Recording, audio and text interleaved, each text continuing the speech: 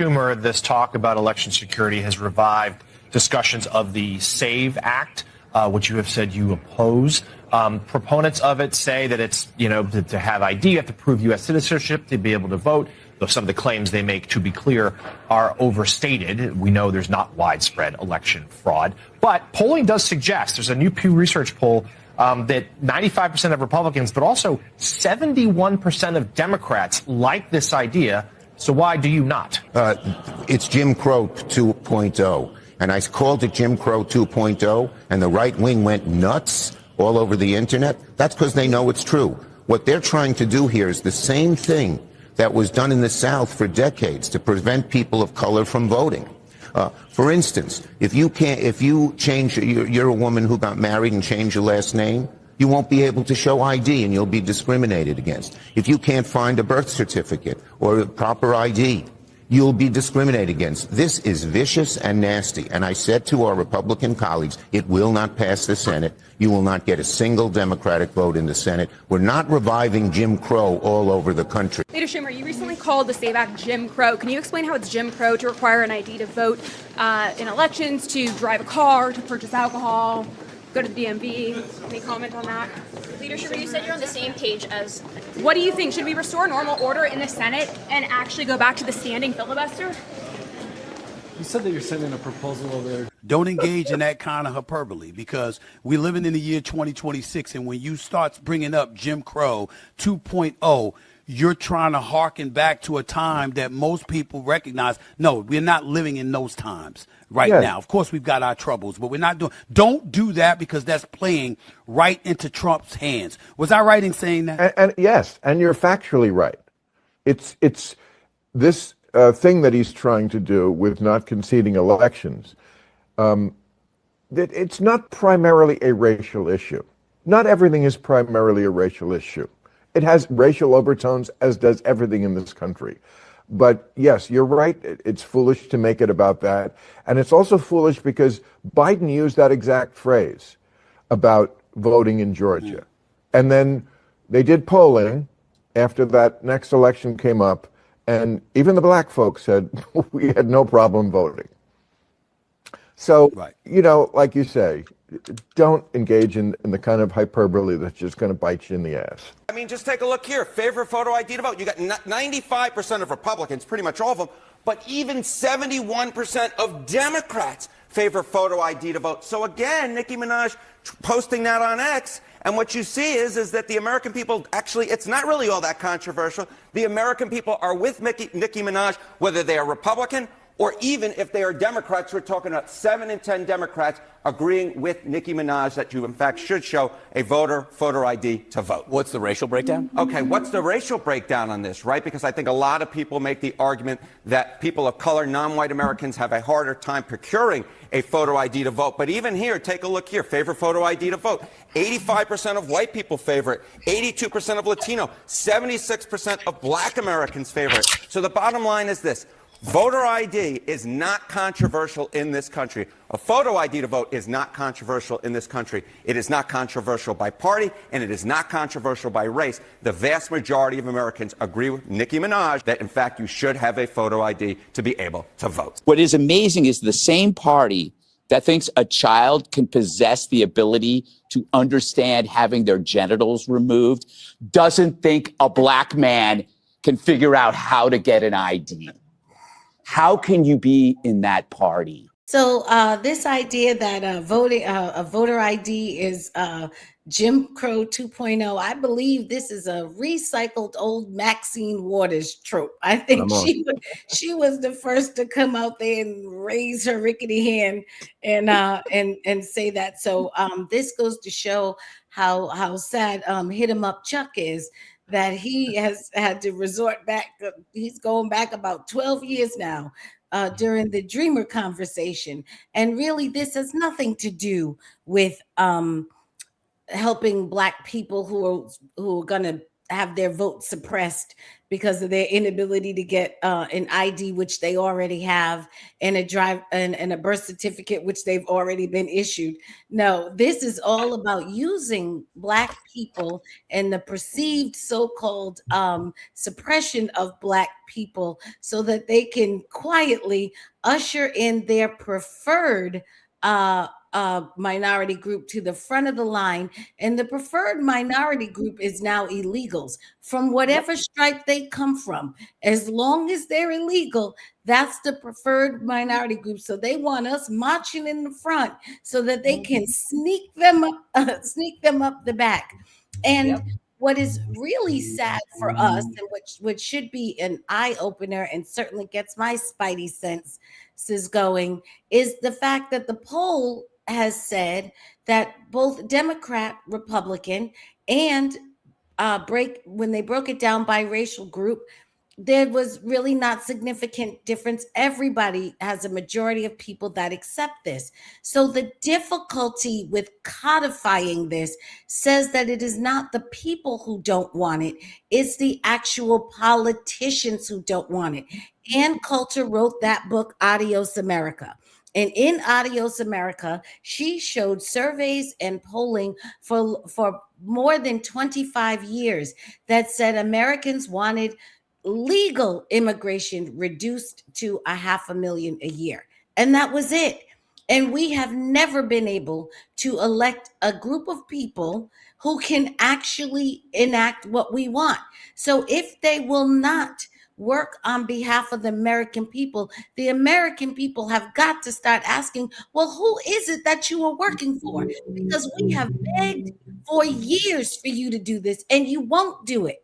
So what you are doing, who are you doing it for? Come out of the shadows and just let us know. Chuck Schumer walking down the hallway looking like an actual Batman villain. But listening to what he was saying, I wonder if the individuals, because there are people, right? I lived in Atlanta when this first came out. They were talking about voter IDs, and Crystal, you, both of you actually, you're close to that city, so you know how it was. People were upset. They were so mad. How dare you ask for an ID card to vote? And then, just like Chuck Schumer, it was racist. So no developed democracy allows voting with zero verification of eligibility at all whatsoever. Let's just get that one out the way. Germany, France, Italy, Spain, the Netherlands, South Korea, Sweden, Japan, all these countries require an ID card in order to vote. So it's not like suddenly the United States is different in this. We're actually cited as the least restrictive when it comes to voting in the U.S. So to say that there's Jim Crow 2.0, I didn't realize that these European countries had slavery like that. I didn't realize that these Asian countries, hard to imagine the South Koreans taking a bunch of black people and putting them in camps. I didn't realize they had this problem too. This is not a uniquely American thing, according to what Chuck Schumer said. But I've noticed that with the liberals, when it comes to anything, obviously now we're talking about voter IDs, but anything, they will try to attack it from emotions. They will always try to attack from emotions. If it's not sexist, then it's racist. If it's not racist, then the Christian nationalists are trying to get you. In worst case scenario, we're just going to put it under the umbrella of the word hate. And that's going to get you really excited. Right. It's going to get you really mad. I can sit on this panel with you, Wise. Thank you for having me as always. And I can go through every single country that has a requirement for an ID, verification of your address to show that you're an actual citizen of that nation. I can show you how the U.S. is behind when it comes to that.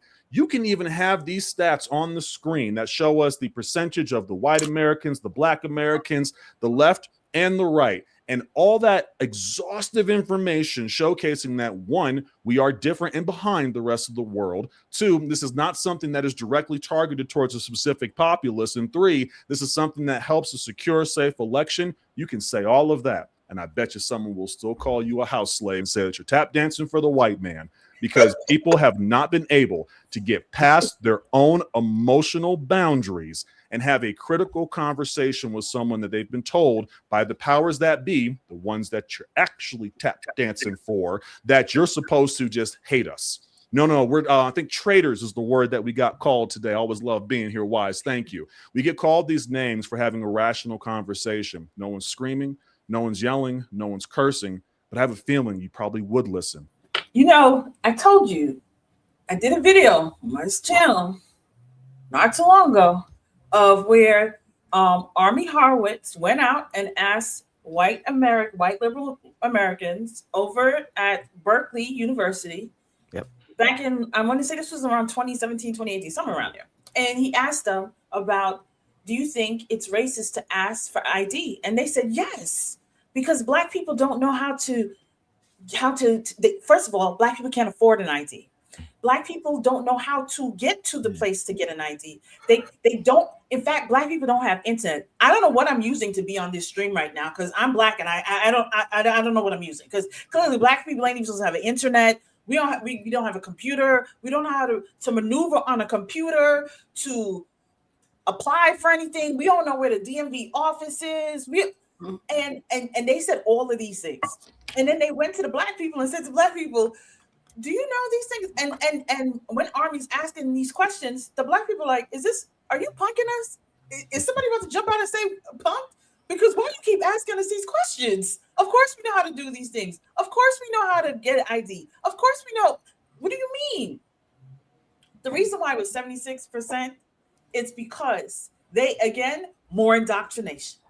Because they use the buzzwords like Jim Crow, oppression. They're trying to suppress your vote. That's right. They want to suppress your voice. They use all the buzzwords so Black people will get in their emotions like, oh my gosh, they're trying to take us back to slavery. They're about to put us in chains. Wasn't it Biden who said he'll throw us back in chains? I'm just saying, but let's just keep going. Right? So my thing is, because I just even saw somebody in the comments say, those adversely affected will be poor folks who can't afford $30 for an ID just to vote if they have lost it. They would rather buy food to feed the family. So $30 to get an ID. Voting takes place in November or May if you're in primaries. You're telling me you can't take $10, $5, let's just say, because you're saying $30 is a lot. You can't take a couple of dollars each few times you get some money to put towards your ID. But it's amazing. You can afford to get the ID that is necessary to get public assistance. Right. Make that make sense because you need that. So how is it that you have the ID to get public assistance, but you don't have an ID to go and vote? You have the ID because you're on public assistance, but you still be going to the club. How do you have the ID to get in the club? Because you need the ID to get in the club now. How are you doing that? And when you go to pick up that six-pack, how in the world are you getting that six? When you are going to go pick up some Hennessy, tell me, what are you showing them to get that nice Hennessy that you're about to sit down at home and drink? Explain all that to me. When you want to go on these little trips, what are you using? That is my question. I am tired of this weak excuse that Black people can't get IDs. No, the people who can't get any IDs is the illegals. Those are the ones who can't get any IDs. Let's just keep it real. Illegals can't get IDs unless they do what they did to me, which was steal my identity. That is how they got an ID. And I had to go through the hoops and all kinds of stuff to try and get my stuff taken care of because they stole my social to get an ID. So again, I don't want to hear Chuck Schumer and his weak excuse. I wish Black people would wake up. And I remember when I worked for the Democratic Party, that was something that when they were training us to go out, because I used to go out in the field and speak to people. Come on, they were training us to tell Black people they don't want you to vote. So they want to force you to have ID. But let's stand against that. Let us put someone in office who won't require you to have ID. And I would just be like, well, why can't they get ID? And I would ask them, they're like, no, Crystal, it's because they're trying to suppress the vote. Black people can't get an ID. They can't get their birth certificate. I'm like, why? You just need to go and contact. And because I lost my birth certificate, I was able to get it. I'm confused. They don't like when you have common sense. So they were like, Crystal, stop. Just focus on what we're training you. And I was like, okay, I want to rock the boat. But when you really come into the truth and stop playing victim, you realize that when you're playing the victim, they're not looking at you as a victim. They're looking at you as inferior and stupid. I want to understand. They think you're stupid and you're inferior. So that's 76% of the people that realize I'm not stupid. I'm not inferior within the Black community. Right. The rest of you better wake up because they all think you're stupid and inferior. Yeah. Yes. Absolutely. All right. Listen, this is what I've been saying, how much disrespect they have for their listeners, their viewers. when a politician can come out and make a bold-faced lie like that and say it with no qualm, no kind of embarrassment, and believe that the people that he's talking to will actually accept, this shows a high level of disrespect. Now, I love the fact that the journalist asked him about the question or the statement that he made, but what she didn't include was, why did you lie to the public about this? You see, our confrontation can't just be explain what you said. It has to be, why did you tell that bold-faced lie that anybody with half a brain would know was a lie? Why do you feel so comfortable lying to people like this? That's what, because they weren't going to get an answer anyway. At least nail them with the question that's so powerful that everybody can see just where they're coming from. Dude, you lied. 2.0 Jim Crow for having an ID. You lied. Why do you feel comfortable lying to the public like this? That's what we have to do to these people in public, because that's what's going to snap people into their senses. You can't just ask them to explain what they said, because they're not going to do it. You open up the door for them to give you alphabet soup. But specifically, make your question specific to them. Why are you telling that lie? Well, first of all, old chop it up Chuck, and I call him that because he chop up the truth. Come on. And, but he using the Jim Crow narrative because he know that when you use the Jim Crow narrative, that taps into Black people emotionalism. That's right. Yep. Right. And that's all there is to it.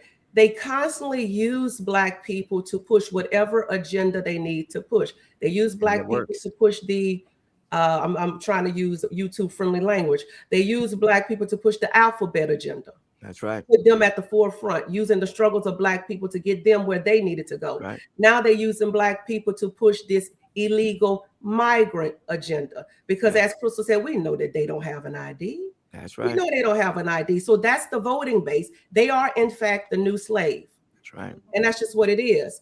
Now, the people of color thing that they push out. I hate when they say that, because when they say people of color, they put all of us in the same category. Come on. I'm not in that category. I was born here. Okay. And I've had an ID since I was 15 years old, when I begged my parents to go to work.